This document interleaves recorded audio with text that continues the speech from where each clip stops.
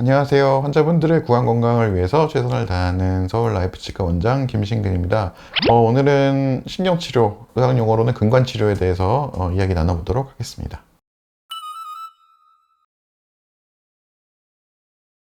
신경치료가 뭔지에 대해부터 말씀드려야 될 것 같은데요. 신경치료는 치아 내에 있는 신경을 제거하는 수식입니다. 흔히들 신경치료라고 하면은 신경에 뭔가 치료를 통해서 신경을 낫게 해주는 치료가 아닌가 많이들 생각하시는데요. 신경을 낫게 해주는 치료는 아니고 염증이 있거나 괴사된 신경을 제거해서 치아가 통증을 느끼지 않고 저작할 수 있도록 해주는 것이 신경치료입니다. 이런 신경치료는 보통 두 가지 경우에 많이 하게 되는데요. 첫 번째로는 충치, 치아 오식증이 심해서 치아에 통증이 있는 경우, 그리고 치아의 파절로 인해서 신경이 침범을 해서 씹을 때마다 저작시 통증이 있는 경우 신경치료를 하게 됩니다.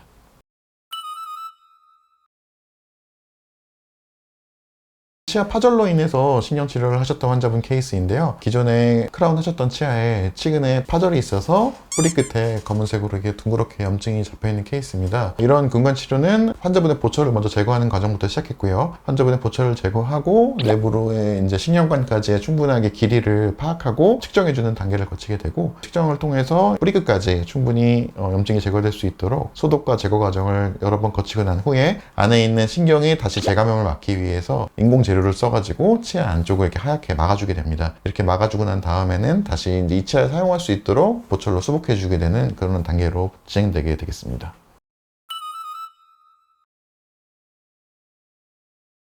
가장 기본적으로는 이제 치아의 통증이 제일 문제라고 할 수 있겠죠. 충치가 있을 경우에는 가만히 있을 때도 아픈 느낌, 또는 단거나 질긴 걸 드실 때 아프다는 느낌을 많이 받게 되고요. 특히나 이제 충치가 아주 심해져서 이제 비가역성 치수염까지 진행이 되게 되면 밤에 잠도 못 주무실 정도로 통증이 많이 심해지게 됩니다. 그런 경우에 근관치료를 하겠고요. 또 다른 경우는 자발적인 통증이 굉장히 심하지는 않은 경우인데 치아의 파절이 이제 치아 안에 있는 신경까지 닿아서 씹을 때마다 치아가 벌어짐으로 인해서 통증이 심해진 경우입니다. 이런 경우는 이제 자발적으로 통증이 많이 심해지는 경우는 잘 없는데, 증상이 나타났을 때 오랜 기간 방치하시게 되면 치아에 이제 계속해서 자극이 감으로써 비가역성인 치수염으로 바뀔 수가 있고, 그러면 이제 마찬가지로 파절의 경우에서도 통증이 있을 수 있습니다.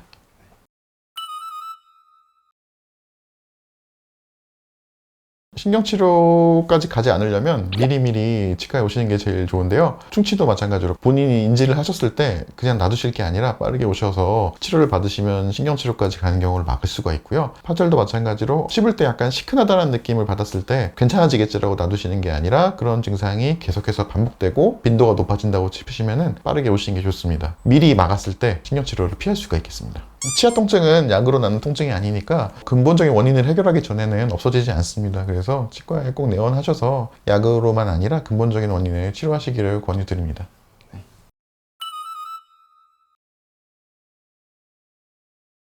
신경치료를 하면 거의 대부분의 경우에 안에 있는 신경을 제거하는 과정이 충실히 이루어지기 때문에 기본적으로는 시간이 걸리는 수식입니다. 환자분들이 많이 근관치료를 하게 되시는 치아는 이제 어금니가 많은데요. 이제 이런 어금니 같은 경우에는 신경관이 하나인 경우가 잘 없습니다. 보통 대부분의 경우 3개, 그리고 많은 경우 4개인 경우도 있기 때문에 이런 신경관을 하나하나 찾아서 그 안에 있는 신경을 충분히 제거하고 멸균을 시켜준 상태에서 마무리를 하기 때문에 기간이 오래 걸릴 수밖에는 없는 치료이고요. 그리고 이런 어느 정도의 기간을 두는 것은 충분히 오래 치료를 사용하기 위한 과정이니까 조금 오래 걸리시더라도 꼼꼼하게 치료를 받으시는 게 좋습니다. 일부러 기간을 늘리는 경우는 사실 잘 없고요. 기간이 늘어져야 되는 경우가 좀 있습니다. 이제 환자분이 염증이 너무 심해서 근관을 통해서 계속해서 염증성 물질이 나오는 경우에는 저희가 빨리 마무리를 하고 싶어도 그 상태에서 마무리를 하면 결국 재발하게 되기 때문에, 이렇게 염증성 물질이 계속 나오고 있는 경우에는 저희가 좀 기간이 많이 늘어나게 됩니다. 근관 치료를 요하게 되는 통증은 약으로는 완전히 없앨 수가 없고요. 일시적으로 통증을 완화시킬 수는 있어도 결국에는 다시 치과에 내원하게 됩니다. 특히나 저도 뭐 대학병원에서 응급실 근무 많이 해봤는데 거의 대부분 치과 응급실 밤에 오시게 되는 분들이 이렇게 근관치료 시기를 놓치게 돼서 오시는 분들이 많아요. 그래서 아프다고 생각되시면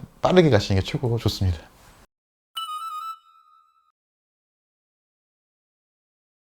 이게 죽인다고 하면 역설적이긴 하겠지만 사실 근관치료는 치아 내에 있는 신경을 제거하면서 죽인다고 표현하는 게 더 맞을 수도 있겠는데요. 근본적으로는 표현하자면 치아 안에 있는 신경을 제거해주는 수식입니다.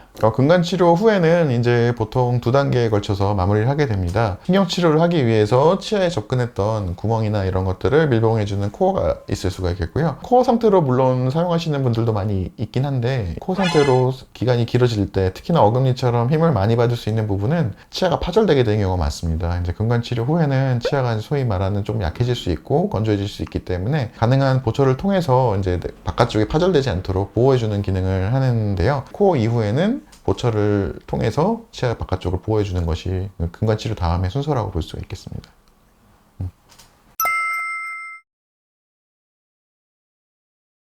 네. 오늘은 신경치료에 관련된 주제를 가지고 이야기를 나눠봤는데요. 신경치료는 환자분께 굉장히 부담을 줄 수 있는 치료긴 하지만 또한 치아를 살릴 수 있는 중요한 수식입니다. 따라서 환자분들이 너무 시기에 늦지 않게 치과에 오셔서 필요한 치아가 있다고 하면은 신경치료를 꼼꼼히 잘 받으시고 치아를 살려서 오랫동안 사용하실 수 있도록 하셨으면 좋겠습니다.